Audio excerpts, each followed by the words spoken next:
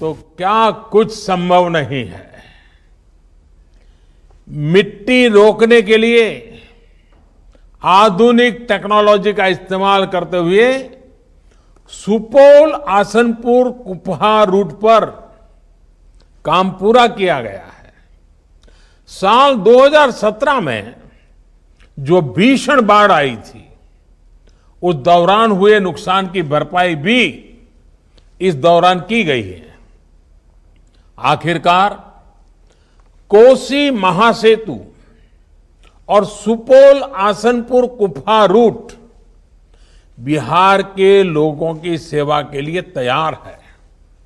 साथियों, आज कोसी महासेतु होते हुए सुपौल आसनपुर कुपहा के बीच ट्रेन सेवा शुरू होने से सुपौल, अररिया और सहरसा जिले के लोगों को बहुत लाभ होगा। यही नहीं, इससे नॉर्थ ईस्ट के साथियों के लिए एक वैकल्पिक रेल मार्ग भी उपलब्ध हो जाएगा। कोसी और मिथिला क्षेत्र के लिए ये महासेतु सुविधा का साधन तो है ही, ये इस पूरे क्षेत्र में व्यापार, कारोबार, उद्योग, रोजगार को भी बढ़ावा देने वाला है। साथियों, बिहार के लोग तो इसे भली भांति जानते हैं कि वर्तमान में निर्मली से सरायगढ़ का रेल सफर करीब करीब 300 किलोमीटर का होता है। इसके लिए दरभंगा, समस्तीपुर, खगड़िया, मानसी, सहरसा, ये सारे रास्तों से होते हुए जाना पड़ता है। अब वो दिन ज्यादा दूर नहीं जब बिहार के लोगों को 300 किलोमीटर की ये यात्रा नहीं करनी पड़ेगी। 300 किलोमीटर की ये दूरी सिर्फ 22 किलोमीटर में सिमट जाएगी। 8 घंटे की रेल यात्रा सिर्फ आधे घंटे में ही पूरी हो जाए करेगी। यानी सफर भी कम, समय की भी बचत और बिहार के लोगों के धन की भी बचत होगी।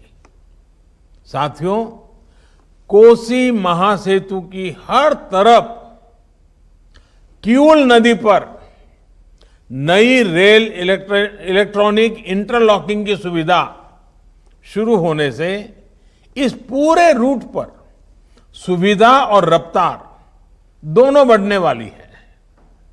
इस नए रेल पुल के निर्माण से झाझा से पंडित दीनदयाल उपाध्याय जंक्शन तक मेन लाइन पर 100-125 किलोमीटर प्रति घंटा की गति से अब ट्रेन चल पाएगी। इलेक्ट्रॉनिक इंटरलॉकिंग के चालू होने से हावड़ा दिल्ली मेन लाइन पर ट्रेनों के आने जाने में आसानी होगी, अनावश्यक देरी से राहत मिलेगी और रेल यात्रा अधिक सुरक्षित होगी। साथियों, बीते 6 साल से भारतीय रेल को नए भारत की आकांक्षाओं और आत्मनिर्भर भारत की अपेक्षाओं के अनुरूप ढालने का प्रयास किया जा रहा है। आज भारतीय रेल पहले से कहीं अधिक स्वच्छ है। आज भारतीय रेल के ब्रॉडगेज रेल नेटवर्क को मानव रहित फाटकों से मुक्त कर पहले से कहीं अधिक सुरक्षित बनाया जा चुका है। आज भारतीय रेल की रफ्तार तेज हुई है। आज आत्मनिर्भरता और आधुनिकता की प्रतीक वंदे भारत जैसी भारत में बनी ट्रेनें रेल नेटवर्क का हिस्सा होती जा रही है। आज देश के अनछुए हिस्सों को रेल नेटवर्क के साथ जोड़ने की, रेल मार्गों के चौड़ीकरण और बिजलीकरण की व्यवस्था का तेजी से विस्तार हो रहा है। साथियों, रेलवे के आधुनिकीकरण के इस व्यापक प्रयास का बहुत बड़ा लाभ बिहार को और पूरे पूर्वी भारत को मिल रहा है। बीते कुछ सालों में मेक इन इंडिया को बढ़ावा देने के लिए मधेपुरा में इलेक्ट्रिक लोको फैक्ट्री और मढ़ौरा में डीजल लोको फैक्ट्री स्थापित की गई है। इन दोनों परियोजनाओं से बिहार में लगभग 44,000 करोड़ रुपए का निवेश हुआ है। ये सुनकर हर बिहारवासी को गौरव होगा कि आज बिहार में 12,000 हॉर्स पावर के सबसे शक्तिशाली विद्युत इंजन बन रहे हैं। बरौनी में बिजली के इंजनों के रखरखाव के लिए बिहार का पहला लोको शेड भी काम करना शुरू कर चुका है। बिहार के लिए एक और बड़ी बात यह है कि आज बिहार में रेल नेटवर्क के लगभग 90% हिस्से का बिजलीकरण पूरा हो चुका है।